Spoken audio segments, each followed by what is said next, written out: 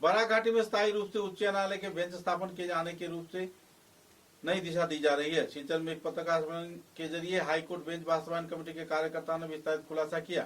उनका कहना था कि 14 जुलाई बाराघाटी के तीनों जिले को लेकर कुल 18 प्रतिनिधि दल गुवाहाटी पहुंचे, जहां पर मुख्यमंत्री से मुलाकात किया गया और तो और बाद में मुख्यमंत्री तथा दूसरे हस्तियों ने इसका हरी झंडी दिखाते हुए जल्द से जल्द निर्माण किए जाने का आश्वासन दिया। इधर पूरा मुद्दा चीफ जस्टिस के ऊपर निर्भर है। अगर चीफ जस्टिस चाहते हैं तो इस क्षेत्र में स्थायी तौर पे हाईकोर्ट का बेंच बन सकता है। इस कार्यक्रम को लेकर कार्यकर्ताओं में काफी उत्साह के माहौल देखने को मिल रही है।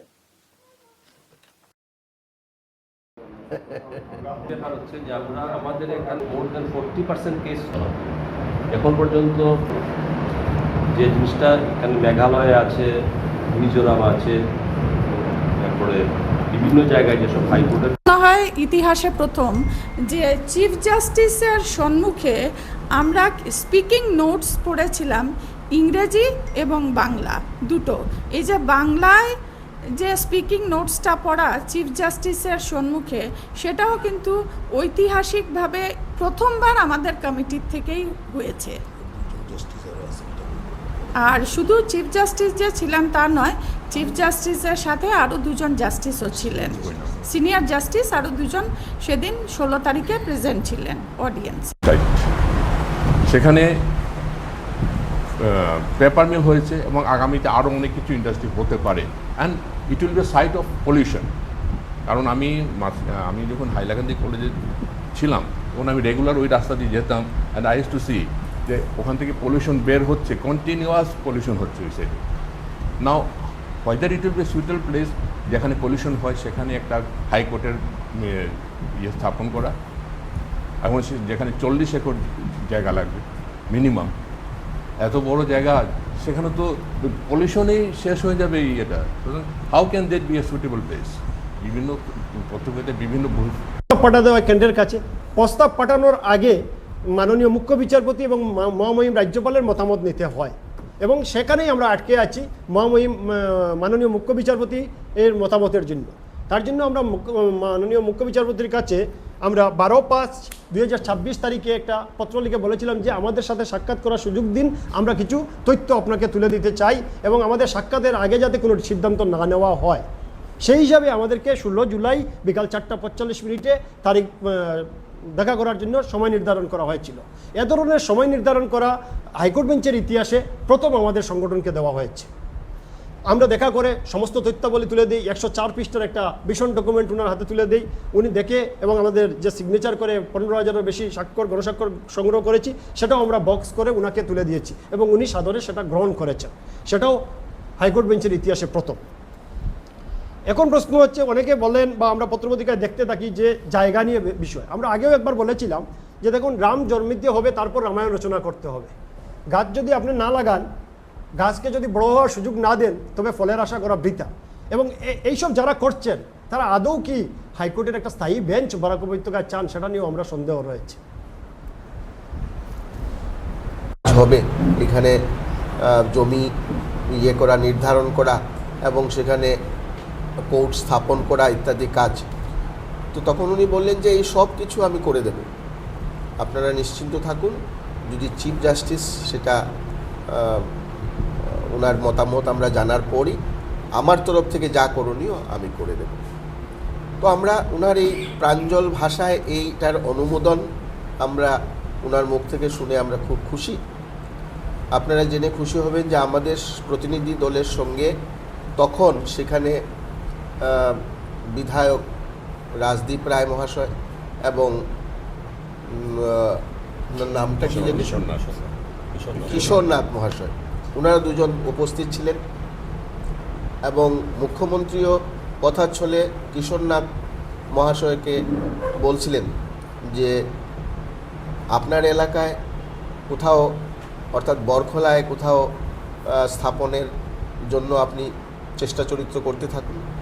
তো ইঙ্গিত সেভাবে আসছিল যে বরখলারই কোনো একটা জায়গায় হাইকোর্ট স্থাপনের ইঙ্গিতটা মুখ্যমন্ত্রী স্বয়ং আমাদেরকে দিচ্ছিলেন, যদিও আমরা কিছু বলিনি।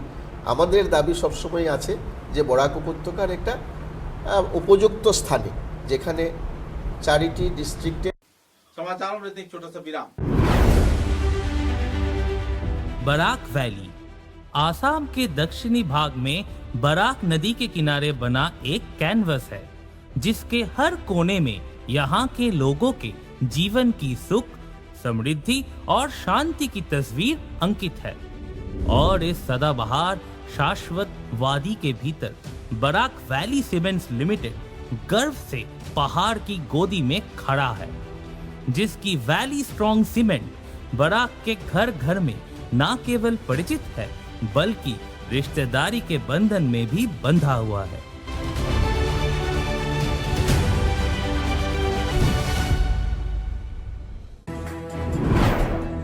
Valley Cement. Valley strong, very strong.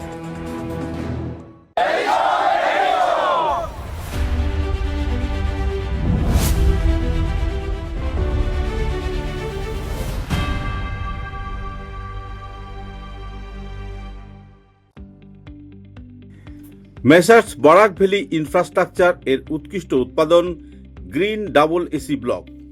আধুনিক ক্ষমতা সম্পন্ন কারখানায় অত্যাধুনিক পদ্ধতিতে নির্মিত গ্রিন ডাবল এসি ব্লক আপনার ঘরকে করবে আরও সুন্দর, মজবুত ও শীততাপ নিয়ন্ত্রিত।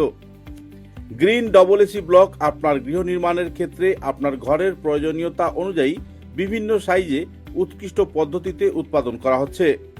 উল্লেখযোগ্য, গ্রিন ডাবল এসি ব্লক আগুনে দহন হয় না। গ্রিন ডাবল এসি ব্লক বৃষ্টিতে ভিজে নরম হয় না। Green double AC block sound proof পদ্ধতিতে তৈরি। গ্রিন ডাবল এসি ব্লক নির্ধারিত পদ্ধতিতে গৃহ নির্মাণে কম খরচে উন্নত মানের সামগ্রী দিয়ে সেটিং করতে হয়। গ্রিন এসি ব্লক গৃহ নির্মাণের ক্ষেত্রে অনেক হালকা, মজবুত এবং পরিবেশগতভাবে ঘরকে সুরক্ষিত রাখে। শীত হোক কিংবা গ্রীষ্ম হোক, গ্রিন এসি ব্লক 12 মাস আপনাকে দিচ্ছে প্রকৃতি সুলভ পরিবেশ ও সুরক্ষা। তাই আপনার ঘরকে আরও সুন্দর, মজবুত, টেকসই ও শীততাপ নিয়ন্ত্রিত ও সুরক্ষিত রাখতে আজই কিনুন green double AC block Messrs Barak valley infrastructure, hospital road, Silchar. দূরভাষ 9560812328, 8845243685, 70991499997, 6000763077। গ্রিন ডাবল এসি ব্লক উৎকৃষ্টতার এক অনন্য উৎপাদন। চা এর জগতে এক অনবদ্য নাম রোজকান্দি চা। স্বাদে গন্ধে ভরপুর তরতাজা রোজকান্দি চা গ্রাহকদের জন্য নিয়ে এলো 1 কিলোগ্রাম, 500 গ্রাম, 200 গ্রাম, 100 গ্রাম, 50 গ্রাম, 25 গ্রামের রোজকান্দি চায়ের মন মাতানো প্যাকেট। এছাড়াও গ্রাহকদের জন্য রয়েছে রোজকান্দি ইয়েলো টি, রোজকান্দি অর্থোডক্স টি, রোজকান্দি হোয়াইট টি, রোজকান্দি গ্রিন টি।